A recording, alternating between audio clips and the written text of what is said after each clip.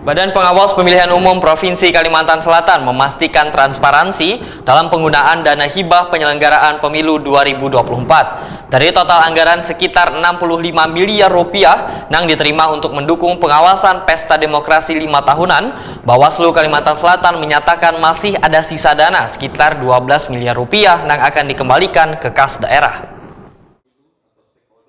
Badan Pengawas Pemilihan Umum Provinsi Kalimantan Selatan memastikan transparansi dalam penggunaan dana hibah penyelenggaraan pemilu 2024. Dari total anggaran sekitar 65 miliar rupiah yang diterima untuk mendukung pengawasan pesta demokrasi 5 tahunan, Bawaslu Kalimantan Selatan menyatakan masih ada sisa dana sekitar 12 miliar rupiah yang akan dikembalikan ke kas daerah.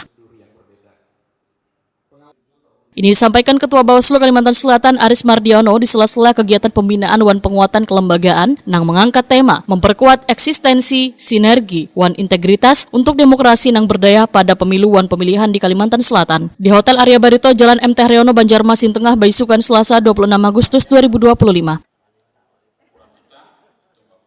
Menurut Aris Mardiono, dana hibah tersebut dialokasikan untuk berbagai kebutuhan penting, mulai dari pengawasan langsung di lapangan, penanganan pelanggaran pemilu hingga penguatan kelembagaan wan dukungan operasional di tingkat provinsi, kabupaten, wan kota.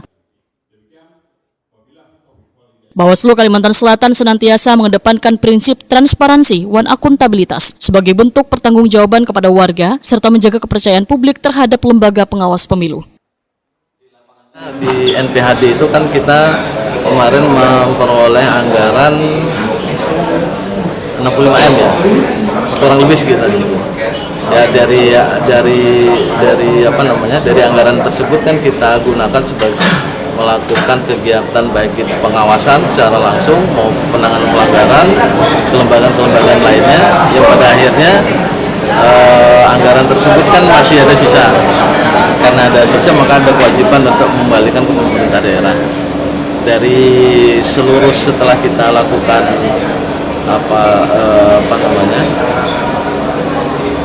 penyusunan pertanggungjawaban maka ada kelebihan anggaran sekitar 15%. Sehingga kewajiban kita untuk mengembalikan sudah kita kembali.